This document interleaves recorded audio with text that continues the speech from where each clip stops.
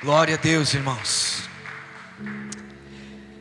Então hoje nós vamos dar sequência à série Caminho, Verdade e Vida.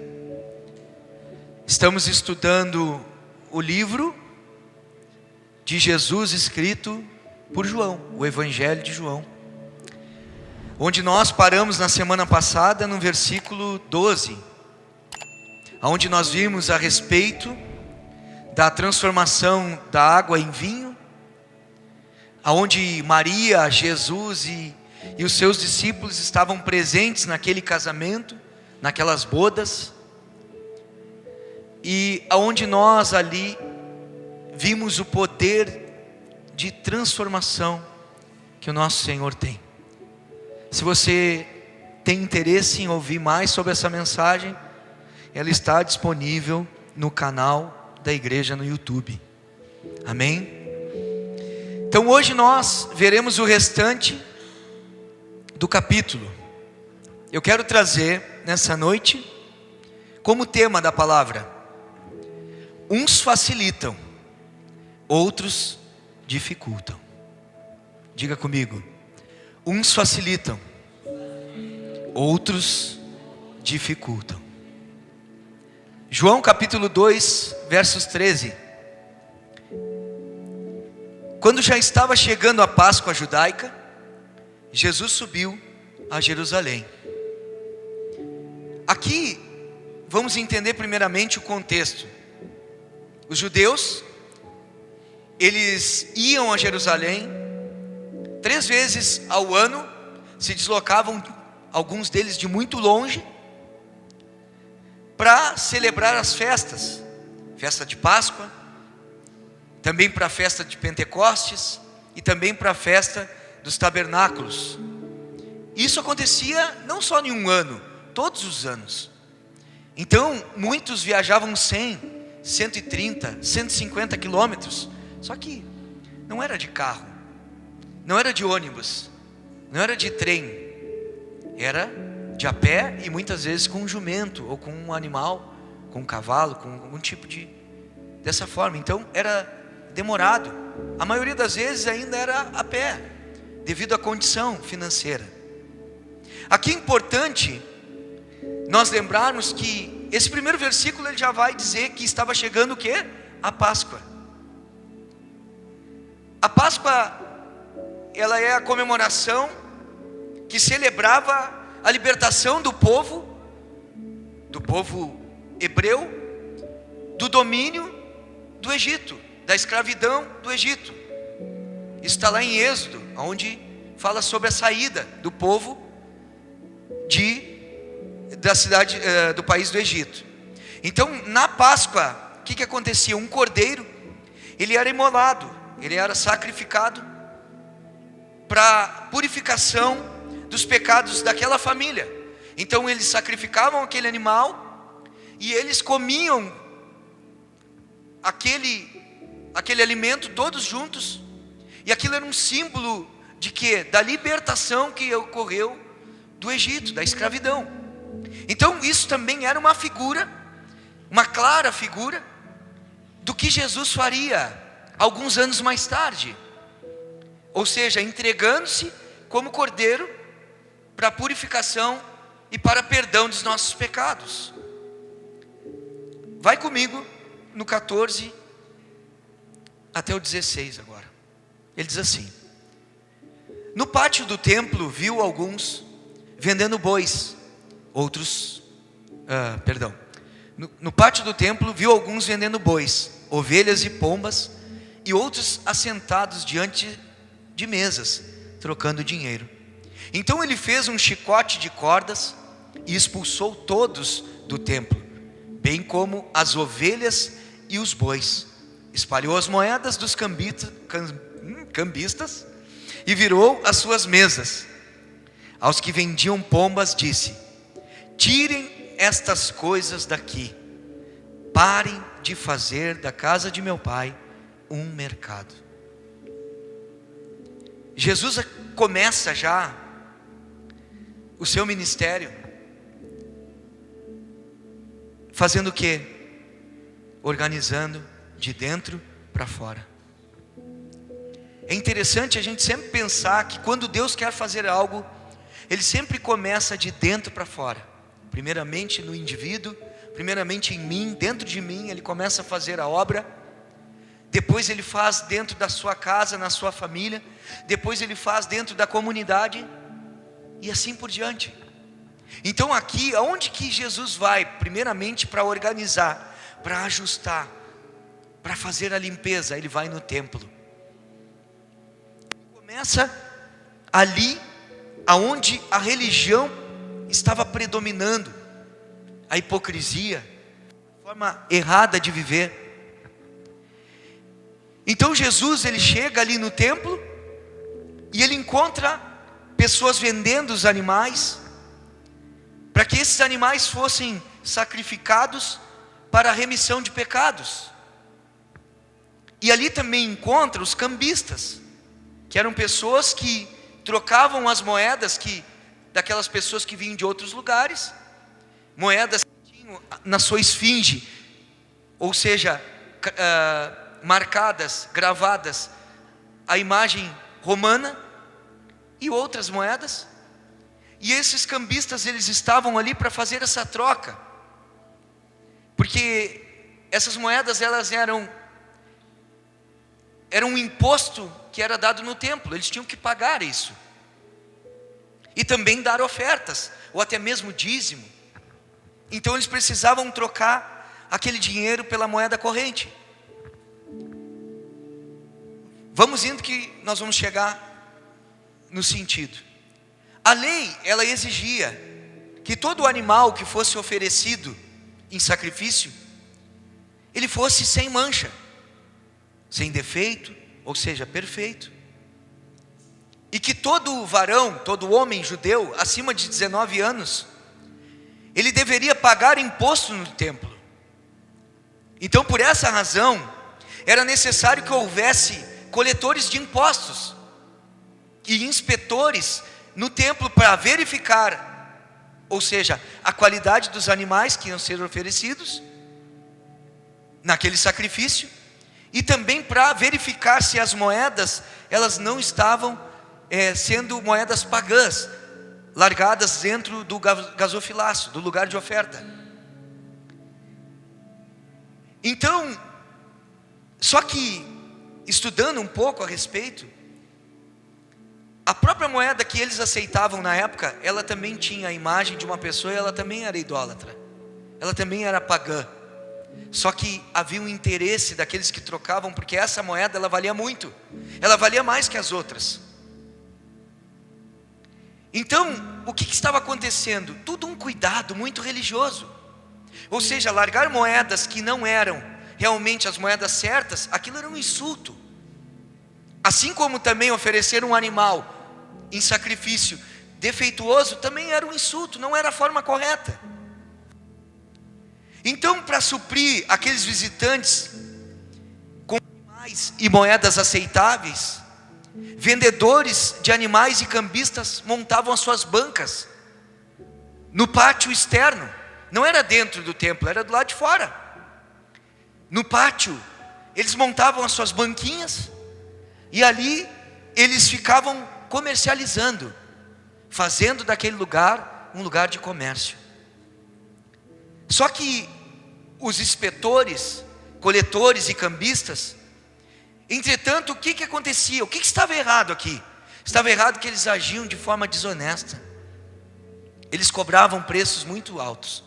Ou seja, essas pessoas que moravam longe daquele lugar, as pessoas, elas deveriam de trazer um animal da sua casa para ofertar. E aí tinham pessoas que andavam 100, 130, 150 quilômetros até chegar a Jerusalém. Então era muito mais prático eles chegarem lá no templo e já terem tudo pronto. Alguém que tivesse preparado o sacrifício e eles ali comprassem. Porque mais difícil seria você todos os dias na sua casa, se você vivesse nesse tempo, você ir lá cuidar uma pomba, cuidar ali um boi, ou cuidar ali a ovelha, para ser sacrificada. Você teria que todos os dias nutri-la, alimentá-la, cuidá-la. Então, o que esses caras fizeram? Não, nós vamos facilitar isso. Nós vamos ter os animais tudo pronto aqui, porque com esse povo vem de longe. Ele não precisa trazer de lá, eles só chegam aqui e me pagam. Eles pagam mais caro por isso. Só que eles cobravam muito mais caro. Eles extorquiam as pessoas. E da mesma forma a questão do dinheiro. Essa moeda era trocada, mas não era trocada pelo mesmo valor, eles ganhavam em cima. Eles cobravam juros. Então o que estava acontecendo? Eles estavam realmente barganhando, ganhando em cima.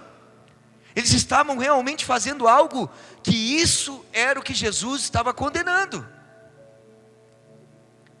E aqui, irmãos, é bom a gente parar para pensar, porque ainda ontem comentava aqui com o Guilherme e com o David.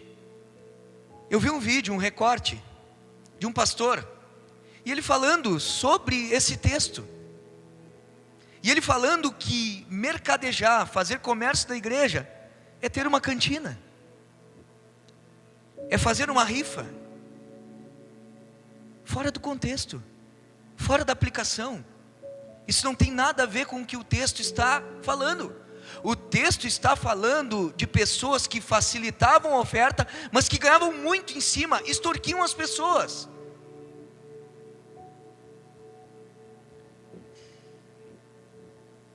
Não é cobrarmos para fazermos uma camiseta. Não é nós termos uma cantina na igreja para arrecadarmos fundos, para reverter em vidas. O que estava sendo feito aqui realmente eram pessoas que estavam roubando o culto, roubando a adoração dessas pessoas da forma que deveria ser, enganando as pessoas. Pense comigo, irmãos. Ali haviam aqueles que traziam o sacrifício, ovelhas, bois e pombas, ou seja, aqueles que facilitavam a adoração, facilitavam a oferta a ser dada.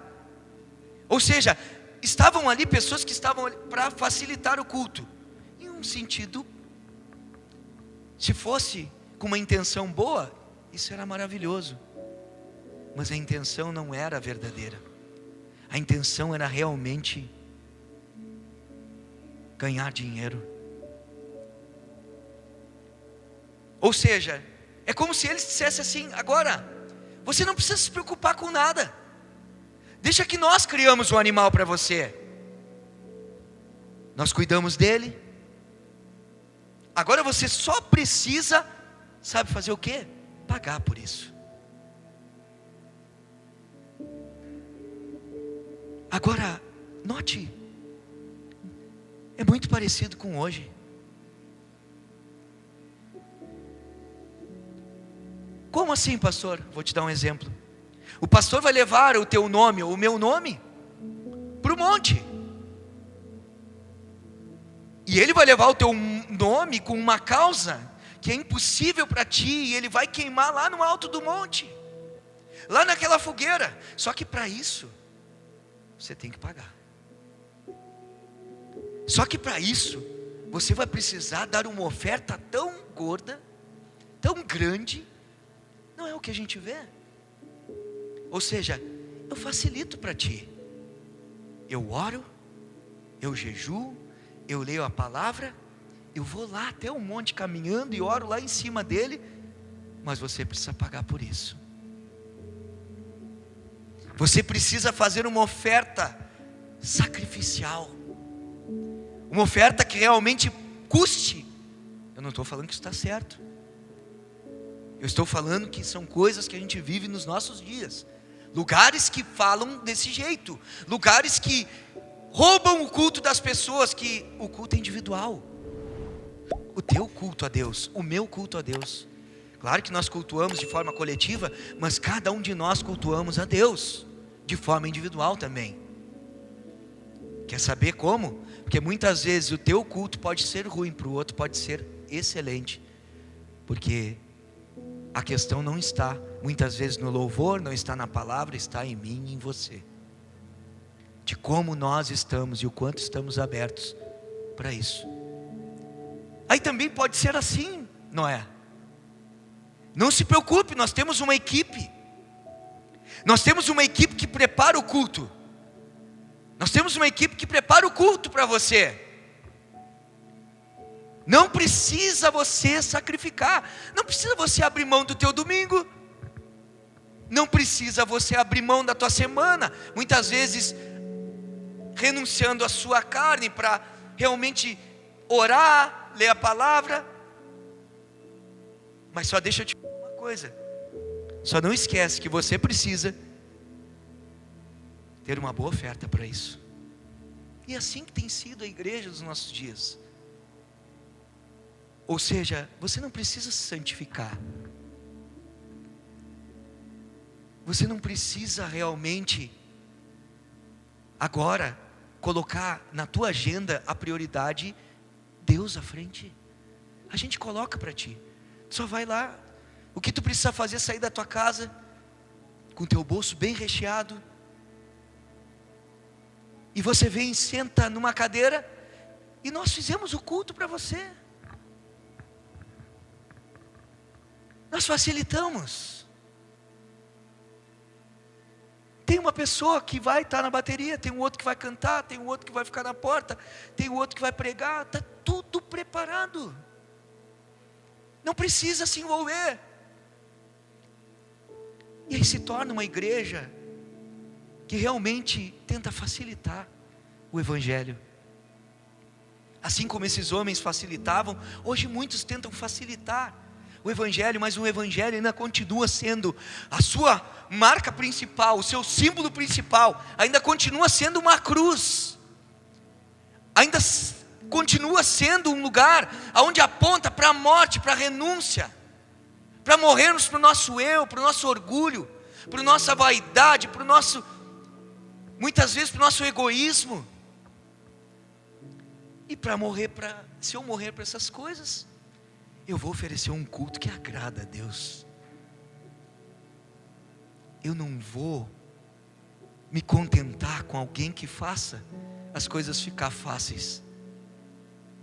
Hoje é tudo fácil. Quer fazer uma comida? Não tem problema. Hoje tem pizza pronta, tem feijoada pronta. É só chegar ali, sei lá quantos minutinhos, tem lasanha pronta, 7 minutinhos. Bota ali, está tudo, nós facilitamos, é um mundo de facilidades, e a gente está levando isso para a nossa vida de fé. Levamos isso.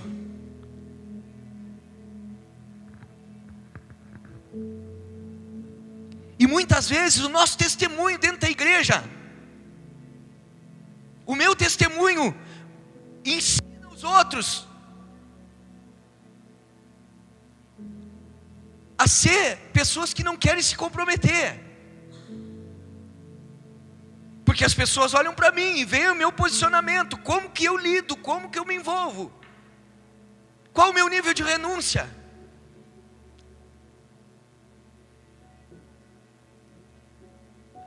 Precisamos entender, irmãos, que nós devemos facilitar para as pessoas o quê? Inserirmos elas no corpo de Cristo. Temos que facilitar a entrada delas para serem igreja. Mas venha como estás, mas não permaneça como estás. A porta está aberta para todos, todos os tipos de pessoas, com todos os tipos de pecado, inclusive nós. Só que todos nós, quando passamos por aquela porta, nos encontramos com o Senhor, a nossa postura deve ser outra. Agora nós temos um manual de fé, nós temos uma bússola que nós devemos andar, que é a palavra de Deus. E sabemos que nada na terra, que nada nessa vida é de graça, a não ser a chuva, que cai e não precisa fazer nada, simplesmente cai. O sol, as coisas que Deus, Ele nos proporciona, você não precisa pagar por isso. Eu também não. Você não precisa se esforçar para chover, para nascer o sol, para escurecer. Agora, para as outras coisas, todos nós precisamos nos empenhar. O que eu acho interessante é que para qualquer formação que nós vamos ter, em qualquer tipo de profissão, nós precisamos estudar muito. Precisamos passar por cursos, por concursos, precisamos nos qualificar. Por que com Deus a gente acha que pode ser meia boca? Pode ser de qualquer jeito, pode ser do meu jeito. Não, não é do teu jeito nem do meu. Não pode ser do meu, nem do teu. Por isso existe uma palavra, por isso existe um manual, e esse é a palavra de Deus, a Bíblia. Só que ao mesmo tempo, no mesmo lugar, existiam pessoas que facilitavam, mas existiam pessoas também que dificultavam. Como assim? Estavam ali os cambistas, exigindo que a moeda fosse aquela destinada, aquela escolhida, e aí eles cobravam juros. E também ali estavam os coletores de impostos do templo. Então, aqueles caras estavam ali na figura de dificultar o culto das pessoas, a adoração deles. Só que isso não só acontecia lá, acontece hoje. Como assim, pastor? Já vou te explicar. Existem pessoas que estão dificultando, colocando juros, colocando preço para acessarmos a Deus. Preços para salvação. Quantos dizem, tu tem que pagar o preço para ser salvo? Tu tem que te esforçar para ser salvo, irmãos? Você pode ser a pessoa mais esforçada de todas, mas você nunca vai conseguir viver uma vida sem pecado e sem pecar.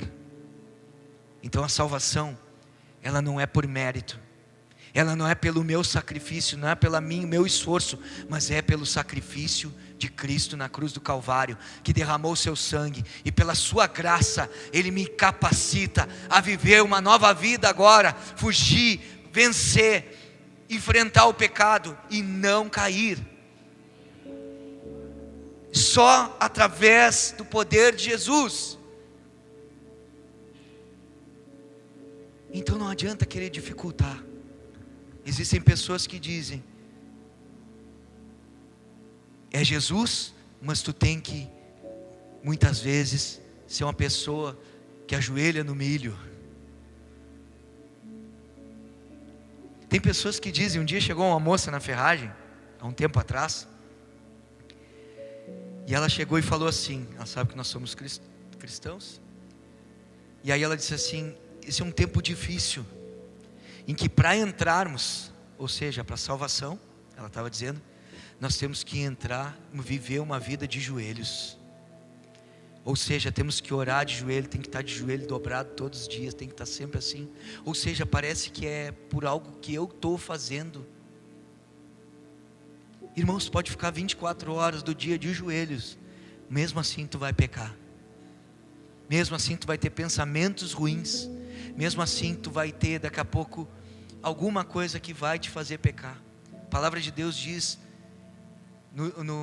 nas cartas de João, ele diz que aquele que diz que não tem pecado, ou seja, aquele que não peca, ele está chamando o quê? Jesus de mentiroso. Chama Jesus de mentiroso, porque todos nós pecamos. Podemos ficar um dia exilados, podemos ficar um dia isolados em um lugar, e mesmo assim, em pensamento, ou alguma forma a gente vai pecar. Todos os dias, irmãos. Agora, nós precisamos não ceder ao pecado, precisamos enfrentar o pecado, não na força do meu braço, mas na força e no poder que o Espírito Santo nos dá. Aí é o segredo. Todas as vezes que eu quis lutar com as minhas forças, eu caí de novo. Outras vezes que pessoas dificultam, é quando colocam excessos de religiosidade, com excessos de ritos, com exigências, com coisas que é Jesus e mais isso. Dificultam. É Jesus e também tu tem que ter o óleo para dar um aditivo. Irmãos, é só Jesus e não precisa mais nada. É o nome de Jesus que tem poder. É o nome de Jesus, é a intimidade com Jesus. É o relacionamento com Jesus que nos dá poder, que nos traz autoridade.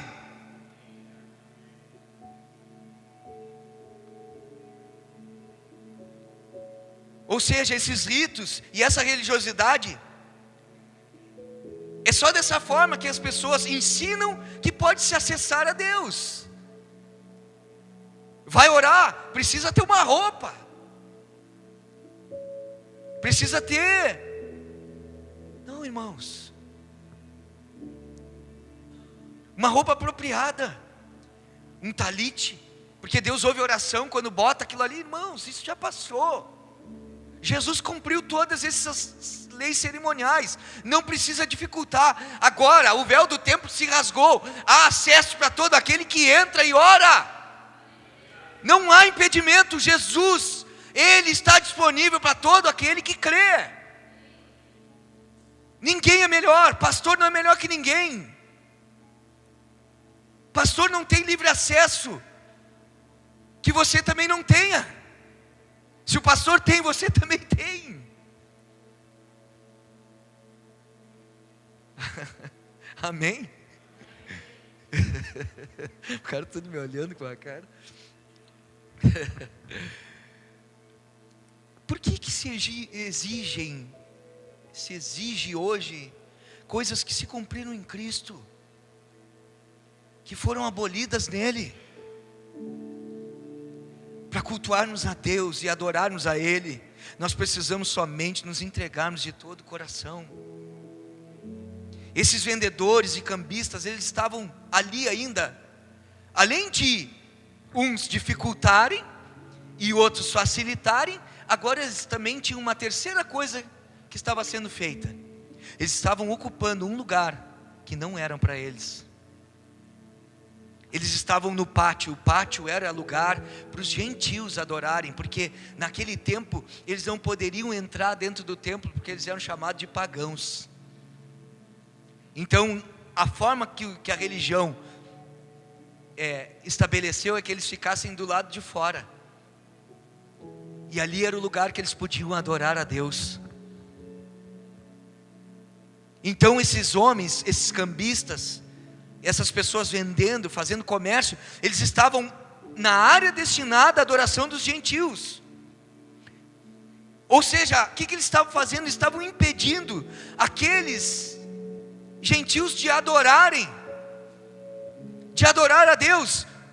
E o que tu quer dizer com isso? Eu quero, porque muitas vezes através desses que facilitam e esses que muitas vezes dificultam, muitas pessoas que querem vir para Cristo acabam não vindo, são impedidos de conhecê-lo e assim o adorá-lo. Se eu e você muitas vezes somos esses que facilitam, hoje pode viver, é Cristo, é graça. Viver para Jesus é graça, Ele perdoa. A minha vida e a tua vida tem que apontar uma coisa diferente, tem que apontar uma qualidade realmente que não é nossa, mas dele em nós. Todos nós somos carne, todos nós temos debilidades, sim temos, mas devemos sim buscar nele essa transformação, para que possamos realmente mostrar, para que essas pessoas que estão lá fora realmente tenham acesso, que não seja eu e você o motivo de tropeço, que não seja eu e você o motivo de impedimento para as pessoas virem. Coisa mais triste é muitas vezes as pessoas dizerem assim: mas Deus que me perdoe, na igreja desse eu não vou, porque eu conheço. Eu já ouvi isso. Tu acha que eu vou ir na igreja do fulano? Olha o jeito que ele é. E aí o que acontece? Quem toma a culpa é o pastor e a liderança daquela casa, porque muitas vezes acha que o ensino que aquela pessoa está tendo é daqueles caras. Nunca esqueça que a sua atitude, muitas vezes, se as pessoas sabem que você é cristão, cai no ombro do teu pastor. Eu também preciso ter responsabilidade, mas você também. Quantas vezes quando o testemunho é desfavorável, a gente ouve aquele comentário: mas aonde que vai essa bênção? Aonde que frequenta? Aonde que vai essa bênção aí? Irmãos, que não seja eu, que não seja você. Que a gente realmente tenha uma posição. Ninguém está pedindo perfeição. A gente está pedindo o quê? Coração entregue a Cristo. Um coração ensinável, que quando errar, todo mundo erra. Se foi grosseiro, reconhece que foi grosseiro e pede perdão. Ser separado para Deus não quer dizer que você nunca mais vai pecar. Mas quem é separado para Deus realmente tem uma atitude diferente do mundo. Se foi grosseiro, muitas vezes continua sendo no mundo. Mas se você é cristão, você tem que ser gentil como Jesus era.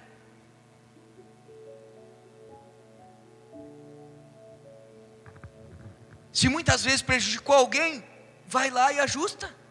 Se empenhou uma palavra, cumpre a palavra. Se estabeleceu um horário, cumpre o horário. E assim é, isso tudo fala de quem nós somos. E as pessoas olham. E muitas vezes isso se torna impedimento, muitas vezes para outras pessoas. Não só nisso, irmãos, eu estou dando exemplos corriqueiros, tem vários. Tem vários. Quantas vezes anda com Bíblia embaixo do braço, mas não está com ela no coração?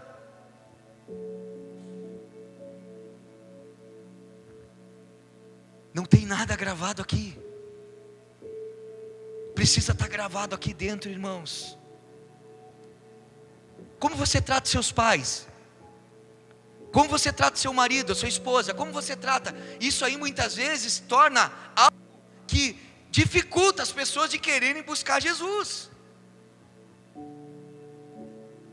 Para ter um casamento igual a esse, tu acha que eu vou deixar de viver o mundo e ir lá para essa igreja? Olha o casamento dessas bênçãos. É isso. Sabe? E hoje a igreja, ela se repete nos mesmos defeitos e mesmas coisas. Por isso que a Bíblia, ela se renova, porque ela traz uma linguagem que é aplicável para os nossos dias, exemplos que hoje são contemporâneos. Eu não quero ser impedimento para ninguém. Mais uma vez eu falo, você não precisa mostrar ser perfeito, porque ninguém é. Agora seja alguém que realmente se responsabiliza com aquilo que faz de errado e volta atrás. Versículo 17 diz assim: seus discípulos lembraram-se que está escrito: o zelo pela tua casa me consumirá. Aqui eles lembraram das palavras do Salmo 69:9. Pois o zelo da tua casa me devorou, e as afrontas dos que te afrontam caíram sobre mim. Isso diz no Salmo 69:9. Os discípulos aqui entenderam que Jesus estava declarando ser o Messias. Segue comigo o 18. Então os judeus lhe perguntaram: que sinal miraculoso o Senhor pode mostrar-nos como prova da sua autoridade para fazer tudo isso? O que aconteceu? Os judeus aqui, eles provavelmente eram os religiosos lá de Israel que estavam aqui. E eles entenderam que Jesus estava se apresentando aqui como o Messias. Então o que eles fizeram? Qual o sinal? Eu quero sinal, eu quero que tu mostre, porque se tu é o Messias, tu tem que mostrar. Então eles perguntaram, por quê? Porque não poderia chegar alguém, que nem Jesus chegou, expulsando as pessoas do lado de fora do templo, tirando eles de lá, se ele não tivesse autoridade. Então por isso que eles perguntaram: da onde vem a tua autoridade? Que sinal tu vai mostrar? Entendeu? Então era isso que estava acontecendo. Eles queriam realmente saber se Jesus realmente possuía autoridade de quê? De filho de Deus, como ele dizia, ou da onde ele tinha. O 19 diz assim: Jesus lhes respondeu: destruam esse templo, e eu o levantarei em 3 dias. O que ele estava falando? É o sinal. Aqui o sinal era o quê? A morte. era morrer e ressuscitar ao terceiro dia. Ou seja, destruam esse templo. Eles estavam falando do seu corpo, eles não estavam falando da construção. Ali ele já estava mostrando ali a mudança, que Deus não habita em templos feitos por mãos humanas, mas Deus habita em corações, habita em nós, através do seu Espírito. Jesus, ele disse à mulher samaritana, nós vamos passar por esse texto, em João capítulo 4, depois, mais adiante. Ele disse à mulher samaritana que estava chegando o dia em que as pessoas não mais adorariam em um templo em Samaria ou em Jerusalém, mas elas adorariam a Deus em espírito e em verdade. Era isso que ele estava falando. Ou seja, o templo era o seu próprio corpo, era o próprio Cristo. E para adorar a Cristo não é estar dentro de quatro paredes. Para adorarmos a Ele, nós podemos adorar em qualquer lugar onde nós estivermos. Agora, congregar tem um outro significado.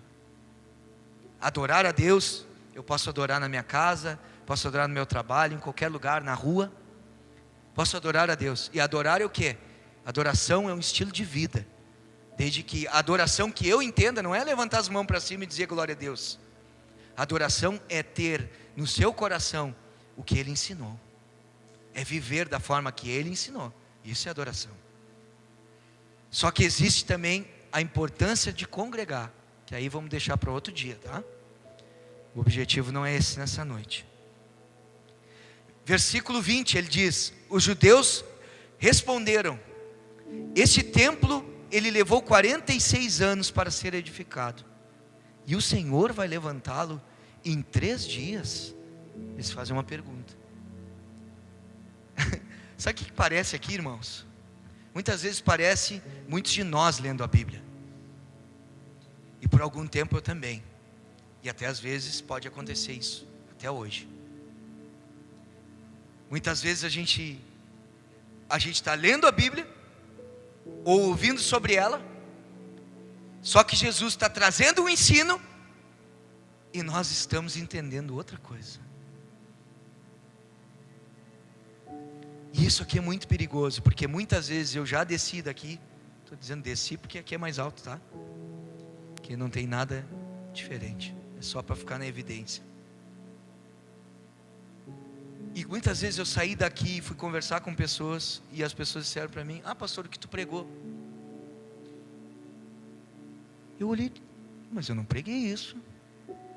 Eu preguei sobre isso, mas eu falei isso.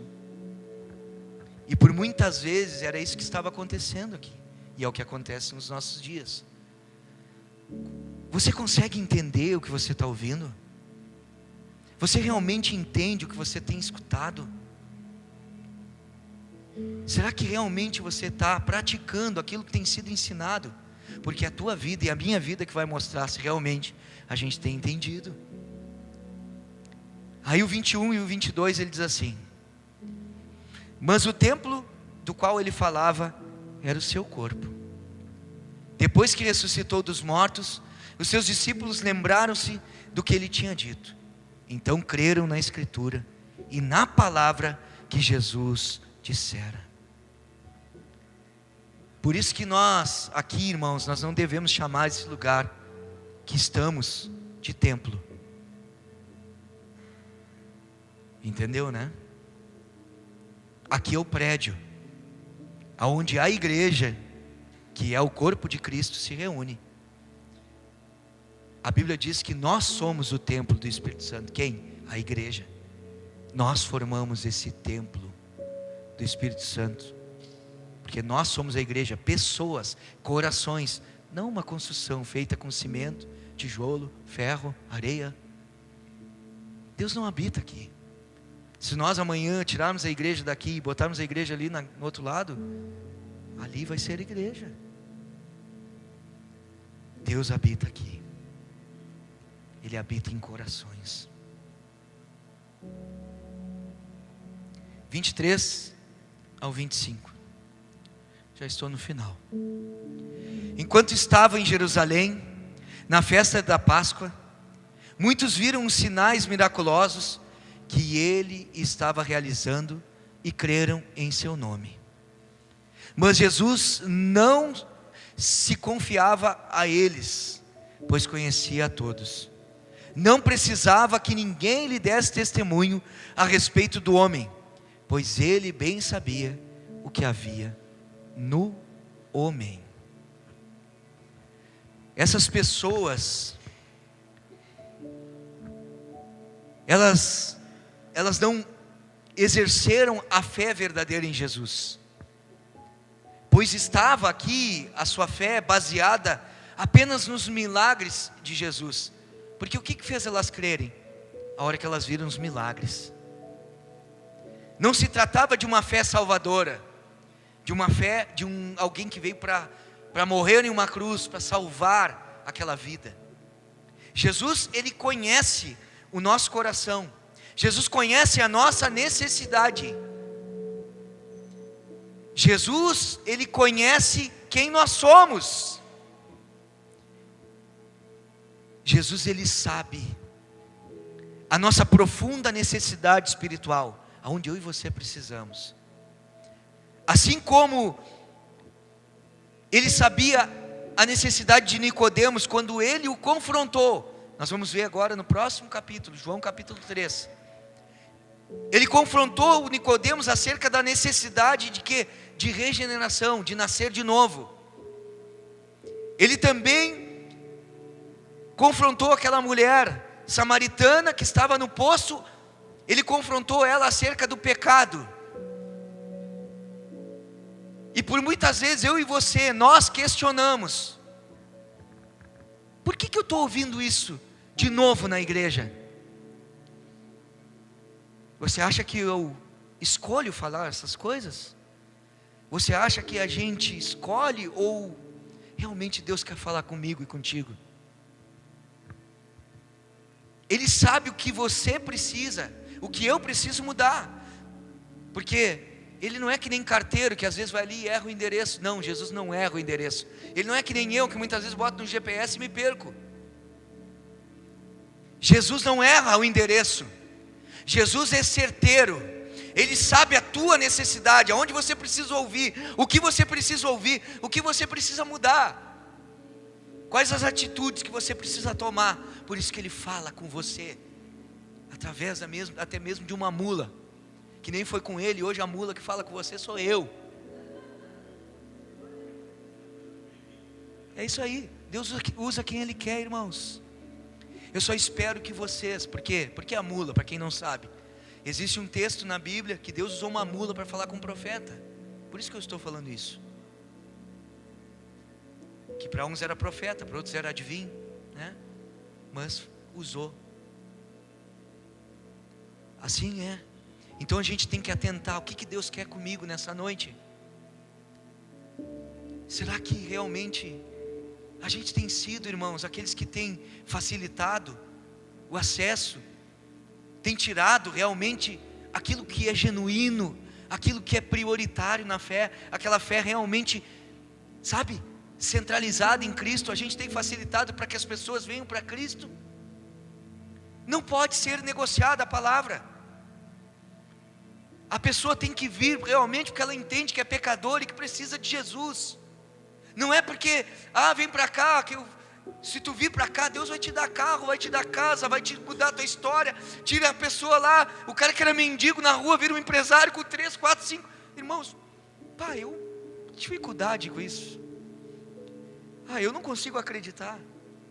Porque o meu Deus, Ele me promete não riqueza na terra, Ele me promete riqueza no céu. Muitas vezes a pessoa está indo pelo motivo errado, e ela está abraçada com mamon, abraçada no dinheiro e não com Cristo. Jesus, quando vem à terra, nasce de uma família muito simples, nasce em uma estrebaria, um lugar onde tinham animais, e Jesus nasce ali. Jesus era filho de carpinteiro, ajudava o seu pai na carpintaria, ou marcenaria, como queira. Tem gente que diz que era marceneiro e não carpinteiro. Amém, trabalha com madeira, faz o mesmo parecido. Mas olha a simplicidade. E aí a gente vem, irmãos, quem dera a gente entender que alguém tão perfeito e santo aceita alguém tão pecador quanto eu. Alguém que olhou para mim, mesmo vivendo em pecado, e diz: eu vou morrer por ele. Você morreria por alguém que você ama, por alguém que faz o que você gosta, mas por um inimigo, ou por alguém que ofende a sua vida, você não morreria. Nós ofendíamos ele com os nossos pecados e delitos, e ele escolheu morrer por nós. Irmãos, nós temos que ser diferente. Eu acho que a gente tem que pensar facilitadores, ou somos aqueles que dificultam. Mas para Cristo não adianta, tem que fazer isso, tem que ter isso, tem que aquilo. Colocam outras coisas juntos para dificultar. Não, também não é para isso. Nós temos que dizer que Jesus, Ele é pleno. Ele é a plenitude de Cristo. Nele, Ele é a plenitude de Deus, ou melhor, Ele é a plenitude de Deus. Nele nós encontramos tudo. A vida em abundância é em Cristo. O verdadeiro sentido da vida é em Cristo. A verdadeira alegria é em Cristo. Não é se minha conta está gorda no banco. Não é se todo mundo está me aprovando, se todo mundo está concordando com o que eu creio. Irmãos, a paz que o Senhor nos dá, ela excede todo o entendimento. Eu sei em quem tenho crido, estou bem certo que é poderoso para fazer infinitamente mais do que aquilo que eu penso. É esse tipo de evangelho que nós precisamos realmente diluir para as pessoas, apresentar para as pessoas, em nome de Jesus, irmãos. Que assim como Jesus, diz a palavra que Ele, por ter um zelo pela casa de Deus, hoje muitos de nós ficam bravos quando são injustiçados, quando acontece uma coisa consigo, mas quando ofende o corpo, ou quando ofende as coisas de Jesus, não dão bola. Quando tem alguém realmente vivendo de qualquer forma, não dão bola. Quando toma uma fechada no trânsito, aí sim, aí fica bravo, quase sai de dentro do carro, porque não pode confrontar o Deus César, o Deus da tua vida. Ninguém pode fazer nada para mim, mas para o Deus verdadeiro pode brincar com o Evangelho, podem mercadejar o Evangelho, e nós que temos uma palavra de verdade, nós nos omitimos. Nós que temos uma palavra que realmente tem confrontado as nossas vidas, tem nos ensinado a sermos igreja, tem nos mostrado que o caminho é estreito, que a vida eterna, ela é real, e muitas vezes eu e você nos omitimos, não fazemos nada, não falamos dessa palavra para ninguém, não convidamos ninguém, não compartilhamos nada daquilo que ouvimos. Que zelo é esse?